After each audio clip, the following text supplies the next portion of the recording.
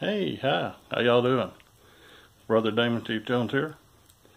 I thought I would talk to you about a subject that a lot of people have asked me about in person, emails and so forth. Insurance. Do they have to have insurance, and what is the definition of insurance, etc. But the most notable thing is they want to understand, what does insurance language or verbiage mean? Covered events, covered persons, things that are included and excluded, yada yada yada. So I know a lot, but I went ahead and did a little more research, and one of the most famous insurance companies are insurance and reinsurance. Never heard the term reinsurance until I looked this up. But Lloyd's of London, they've been around, I believe, 332 years. I think they started in 1686, or at least that's when they were founded. And they've insured the genitals of one specific man. I never knew that until I looked it up. Thought it was pretty peculiar, but they said it was a well-known fact where I looked this up. And they've insured the legs, if I understand, for Brooke Shields and other people. One man, his little, forget what they call that mustache, but his mustache was insured. One man had crossed eyes, and he actually had insurance against his eyes becoming uncrossed, which basically is a specialty type insurance that says, if you lose an eye, or you're a piano player and you lose your fingers or the ability to play, that they insure against these specific things, which is really different and unique. And one particular man had it, I think he was a figure skater, but I'm not sure. But it said he couldn't dance or something unless he was on stage. Like in a performance, he couldn't do it leisurely. That was a condition of his policy. So here we go. I'm not an attorney, and I'm not a judge. I tell you all the time, and I got it in my bio, but I'm just going to say it again. Anyway, in my free speech and my private personal opinion, this is what I think. This is what I believe. This is what I've been taught by people that are judges and attorneys. So I'm just reiterating as I recall my memories and sharing my life story, and it's fun and entertainment. If you like it, okay, and if you don't, okay. Anyway, they don't call it vehicle insurance. I've looked all over the place for vehicle insurance and don't find none. Doesn't mean it's not there, but I haven't found it. It all says owner's insurance, or auto owner's insurance, or automobile insurance. I have looked at several people's policy, and I've even asked them, does it say vehicle on there? And it says no. But when you get down into the description, sometimes it'll say a vehicle, and it'll give a definition of what a vehicle is for purposes of that policy. It'll say what a person is, what a man is, what a woman is, what a child is. It's just a glossary of terms and phrases. What does included mean? What does excluded mean? So basically, it's legalese that attorneys draft up to protect their clients, the insurance companies. Now, to a point, that's normal, reasonable, good, and logical. That's what an attorney is supposed to do, is protect their clients. Some don't. Some have gone to jail for not protecting their clients, or doing bad things to their clients. It happens more regular than the Bar Association would like people to know. But of course, cops and plumbers and electricians, everybody else go to jail too. So it is what it is. But here's the thing. If your policy was wrote in Latin, it was wrote in Greek, Hebrew, French, German, you couldn't understand it. And the way they write it many times these days, it is in their language of legalese. So they try and pretend, well, we gave all the glossary of terms. So you can read it, put that glossary of terms in there. But people sometimes read a basic everyday article in the newspaper and they just don't comprehend exactly what they're saying. And you would think it would just not happen. Well, legalese is about 10 times to 100 times more difficult to comprehend, because you got to look for words like and. If it says and, it means both components must meet. If it says or, either component. Just like if a husband and wife, for example, is on a joint checking account, if it says his name and her name, or it says his name and her name, then either one of them can write checks and so forth. If it says or, either one can. So, sometimes it requires both signatures. Sometimes either one or the other. And then it gets into signature. Full disclosure, complete understanding, freedom to understand the consequences of this alleged signature, to agree to the terms, to understand the terms. And in reality, I'd say 10% of the people or less in the entire country really understand what the terms are in an insurance policy. They, quote, signed it, but they didn't really understand. So if you didn't understand, how do you have a valid signature? But getting back to the terms, you may have an accident and you say, well, I'm insured, I'm good here. But guess what? It may have said something crazy in your policy like not covered. And it says returning from diagnostic treatment or diagnostic whatever from a medical facility. I'm just putting something out there. I don't know that a policy specifically has that, but there are weird things in there.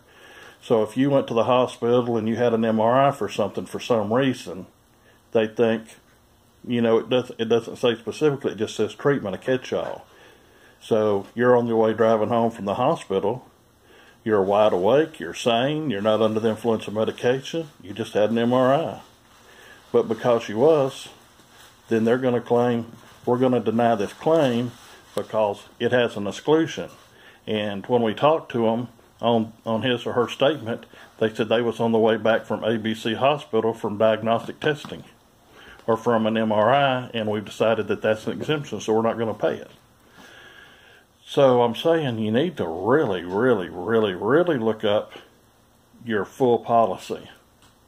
See everything it does include, see everything it does exclude, and start looking up the glossary of terms.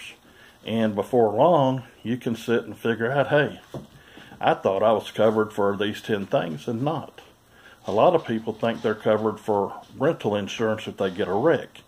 And then when they go back and look, if it doesn't specifically say it, then they say, well, it's outside of the policy, meaning it's not included. It's without the policy. So they say within and without. Kind of like on some of these tax forms, it says, are you within or without the United States? And people say, what does that mean? How could I be without? It's your declaration of citizenship. It's your geographic location. People argue a lot of things about if you're within or without. So that would be up to, the TV took off. I had it on pause and it took off. Sorry about that. Anyway, I'm not going to get into the debate of that right at this particular moment. But if you read it, you're going to find out that some things you thought you was covered, like the rental insurance, you're actually not. Or you thought if your son or daughter was 16 and had a license, they was covered. And maybe they are, but then maybe they're not. Or it says if there's more than 6 people in the automobile or vehicle, whatever it says, that it doesn't cover. Or if there's not enough seat belts for everybody in there, it doesn't cover. And it may not give an exemption for a 1957 Chevy that doesn't come with seat belts. And it says if you have an accident and seat belts aren't used, well, how can you use something that isn't there? So then that's where they have special terms and conditions or other things that can be an amendment put on there.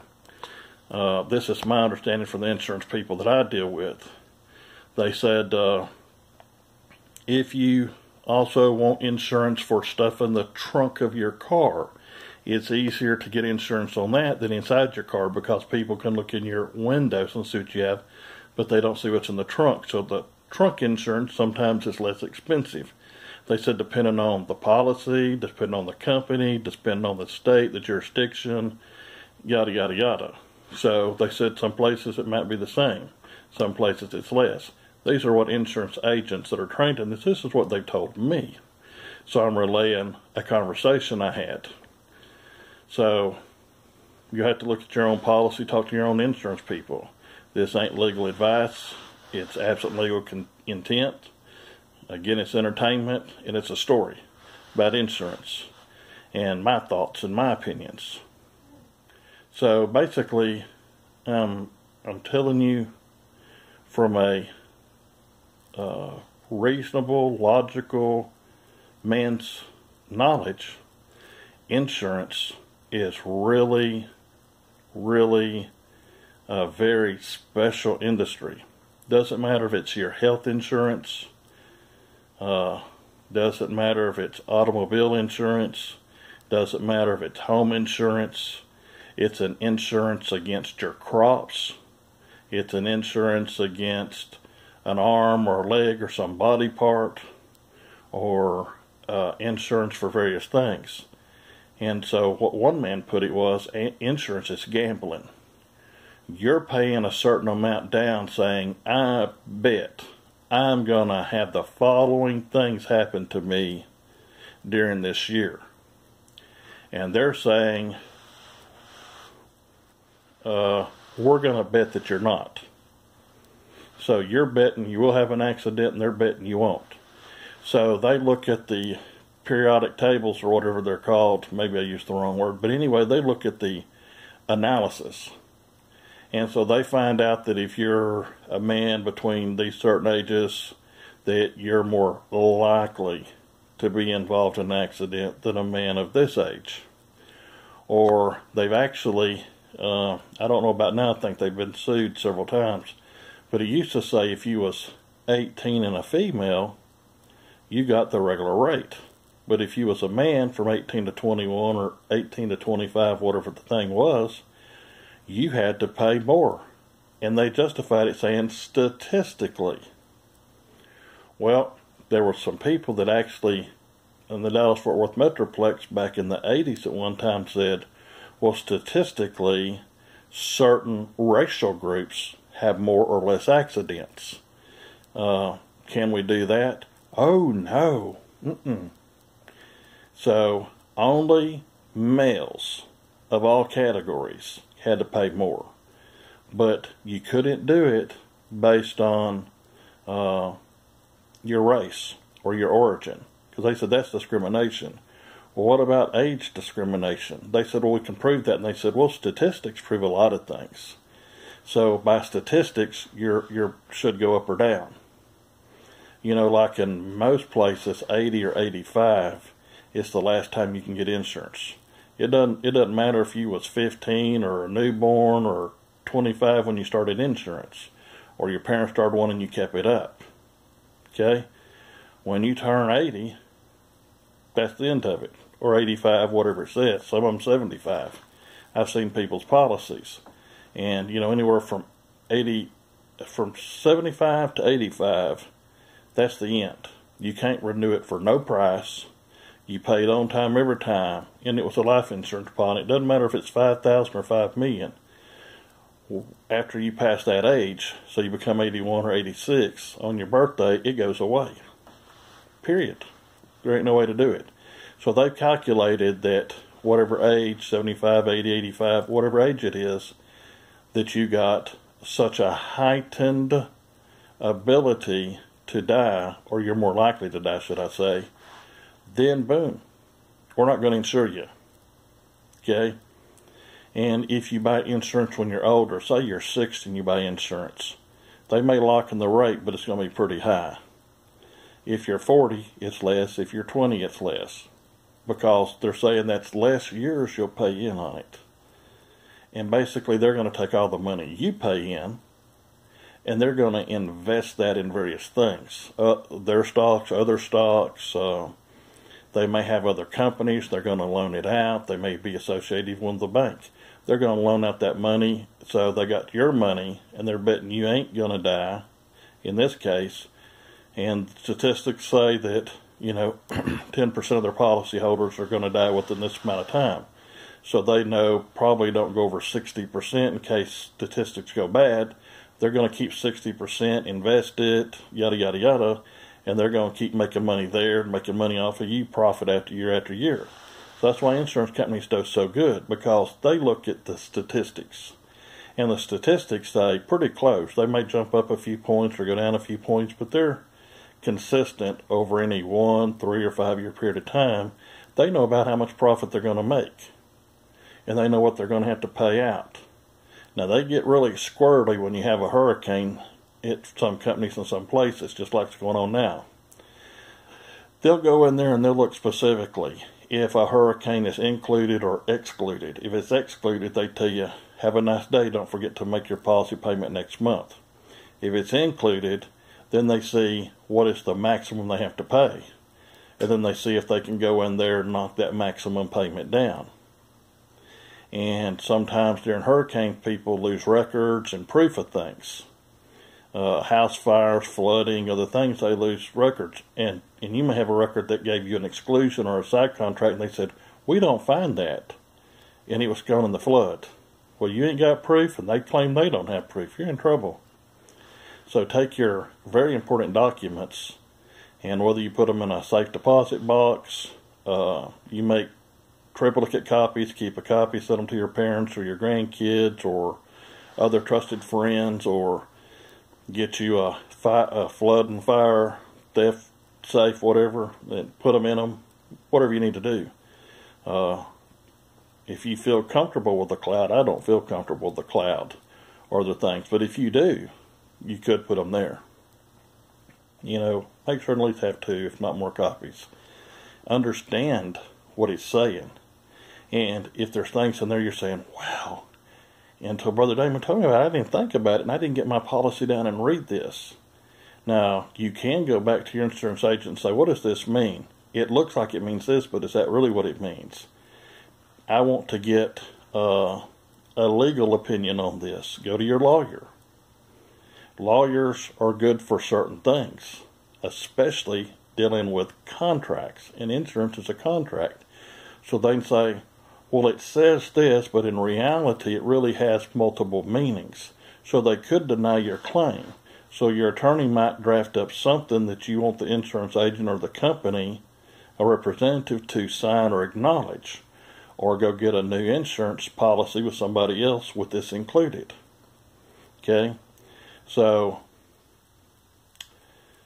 attorneys know just general everyday stuff like everybody else, but they study legalese, words and phrases, and specific mechanisms and so forth in law.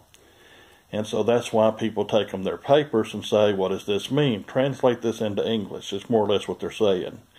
Now that you translate into English, tell me what my opportunities or my remedies at law are. And most people don't even know to talk like that, but their attorney knows that they come in and they're not a moron, but a legal moron. They may be super smart. They may have a high IQ, but they don't understand this language. So they're interpreting the language. Like, let's talk about the French language. I'm a French idiot. I don't know nothing about the French language. I'm very smart, but I don't know nothing about that. Okay? Some things people think they know they're mistaken about. I've been mistaken before. And when I realized I said, wow, I was mistaken about that. But sometimes when people tell me, well, you made a mistake or you didn't say this right, I go back and double check. Because if I did make a mistake, I don't want to make it again. Just the way it is. And I'm not perfect. By no means. And I don't know everything. The only 2 things I've really studied my entire life is the law and the Bible. And how I didn't even originally understood that they had a real serious connection, and that the first laws on earth come from God. And then it rolled around to man making laws within the confines of the Bible. So long as it was consistent with the Bible, it was okay. If it stepped outside the Bible, then it wasn't. And it took me 25 years after I started studying to come to that conclusion. And I listened to certain learned men that said, hey, the Bible is a history book, the Bible is literature, so history, literature, and a law book. And said the 1611 version has been made by the government printing office since basically the founding of the country. And it's a recognized legal book, or was at that time. And it was a high holy book, that's why they swore you in on it. And a lot of people that are Christians refuse to swear in. They say my yes is yes and my no is no. Or they say I'll avere. Or I'll attest, depending. But insurance is very important. You need to know what is covered and what's not. And they have a thing called a formulary for medications. So say you're a cancer patient, or you're an AIDS patient, or you're on some kind of kidney dialysis, or other things. It may say XYZ's on the formulary, but ABC's not. And the doctor says XYZ is better than nothing, but it's not too good, and the physician says, but you got to have ABC. So they got to run around with the word necessary. Is it medically necessary? And their doctors on their end are going to say, well, this here medicine, it's about the same. It's a strong cousin drug, first cousin, and it's going to do the job. And your doctor, and then they bring up literature from other professionals that say it, so you could wind up spending 6 months or a year. And by the time they might, quote, approve it under exigent circumstances or whatever, and they do each case uniquely so that they don't create a precedent where they got to go back and do it for everybody. So they make you and your doctor work like dogs to prove that it's necessary. And usually by the time it's done, you're too sick or you're dead. And it was unique to you. See, that's the same reason the FDA don't want holistic medicine to do anything on the say this has not been approved by the FDA, etc., etc. Because if you get things like colloidal silver, you use high pH water, other herbs and roots that have been used for thousands of years and it's worked just perfectly fine for people, you can't get a patent on it, and you can't make thousands and millions and billions and probably even now trillions of dollars on these medicines. If a doctor has a remedy available, just like they have remedies in insurance, I'm doing a little parable here. If a doctor has a remedy that he can lay his hands on, and there's some medicine, holistic medicine that he knows about, or even some pharmaceutical that if they did this right, and you do this for a therapy for a few days, few weeks, few months, whatever, and you're healed, then the pharmaceutical company may make $50 or $400 on you. And that's it, you're cured, you're gone. But guess what, if you got some sickness and the medicine is $100 or more a treatment, and you got to have a treatment every few days, you run into thousands and thousands of dollars a year, and the medicine is good enough to make you have a horrible quality of life, but legally keep you alive. You know, you're breathing. And they got some brain function, so they say, well, he's legally alive. And so they just keep doing this. And keep charging your insurance company if it pays. If your insurance company don't pay, then they got some grants and all kind of stuff, but the companies get rich and rich. So they can cure you for 100 or keep you for a patient for 10,000 until you drop dead. Which is more profitable? The living sick man, not the living healthy man. So, buyer beware on insurance. I'm not an insurance agent, by the way. I'm not licensed as an insurance agent. I'm not a tax attorney or nothing like that neither. You know, I'm just a guy here with a channel that knows some things and has studied my whole life these things. These are my life experiences, not yours. So this is for education, enlightenment, training, and under my religious duties and responsibilities to God, I have to share my knowledge and wisdom. It's a principle in my religion. So it's my First Amendment and in my religious liberties. And I'm putting this out as an electronic media, electronic press. And this is editorial, whatever you want to call it. Okay? Thank you. God bless you. Have a great day. I love y'all. And thank you for your emails of support. Thank you for some of you that's met me face to face or talked to me on the phone and your encouragement. I do truly appreciate it and do truly enjoy it.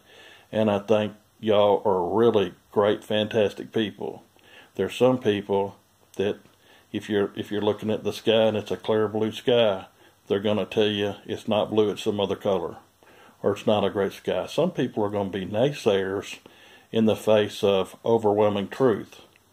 You know, some people look at my shirt and say, that's a white shirt. People argue. They'll say, no, it's a green shirt. No, it's a black shirt. No, it's a yellow shirt. People argue about anything and nothing. You know, lots of things they do are frivolous, but they don't have nothing else to do. They have a very boring life. So they come after people that do have a worthwhile life, or they have a lifetime of experience that they're sharing. Used to the things that I say were things that my grandfathers and uncles and older cousins and deacons and elders in the church and people that were probably 50 years of age plus used to sit around and tell me and other young men. They call it young men's training. Or they used to back in the 60s and 70s, they'd say it's young men training or Christian gentleman's training. I'd hear it from next door neighbors. I'd hear it from people up the street. We're sharing our wisdom and our knowledge with the younger generation so our nation can be better and better. I've had 2 times in my life I've really felt that we were in pretty good shape. When President Ronald Reagan was in, I felt like we was in good shape. And now that Trump's in, I feel that we're in even bigger shape, better shape. And according to all the indicators, they say ding, ding, ding, we are. But some people will hate on me just because I said that. So their free speech sometimes is used against me personally, not against the message. So if I'm alive tomorrow or I'm dead tomorrow, the message remains the same. If I have my channel here tomorrow, or my channel happened to be gone tomorrow for some reason, the message would still be the same. So, killing, stopping, hindering, harassing a messenger only means that somebody else will pick up the mantle and keep going. And fortunately, there's hundreds of people on YouTube and other platforms that carry this same message, or like messages, means similar to the same thing. So, and there's people behind them coming up, and people behind them, so the message isn't going to stop. So trolling and nasty words and thin-veiled threats and so forth, it isn't going to stop the message. It just makes some people look really weird or really strange. And it questions their behavior. And if they're meeting the standards for their job, it questions their ability to serve. Whether you're a judge, attorney, a lawyer, a doctor, a policeman, a paramedic, a plumber, electrician, anybody that has a license has certain standards that they have to hold. And not just while they're at work, but 24 hours a day. It doesn't take away their constitutional rights, but if their behavior becomes erratic, becomes dogmatic, it makes them or their profession look sick, then they're removed because they didn't meet standards. So, just saying, people ask me about that. If a cop is really bad, can he keep being a cop? Well, go look at the agency standards. Look at the state standards. If you're an attorney, see what the Bar Association standards are for that state. And you look in the American Bar Association, see what their standards are. If you're a doctor, you can go to the State Board of Medical Examiners, or whatever it's called. You can see if these people have strikes against their record in the past, if they have any strikes currently, or they have, or they're now under investigation for wrongdoing, because it's all part of the public record. And if you have a complaint, you can file it with these agencies, the standards, not necessarily the department. It could be the department or the hiring entity, or it could be the licensing entity. It's different states. So these are things you could do, or these things you could not do. It's all up to you. You know, I'm not telling you to do it. I'm not telling you not to do it. I'm telling you have options. The decision is between you and your spouse, or between you and God, or however you look at it. But don't forget the insurance. The insurance is the whole focus of this thing. I did some parables and did a little cartilage information around it. At least that's what I call it. You know, close proximity to home. But your insurance policies, check them, read them, figure out what they mean. Figure out if that's what you need, or you need something else. Talk to